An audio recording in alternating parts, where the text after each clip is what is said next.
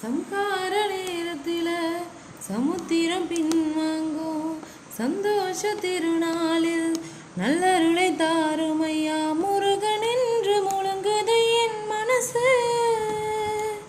கடலை போல உன் கருணை பெருசு. உப்பு காத்து பூத காத்து சுத்தம் கடல் கரை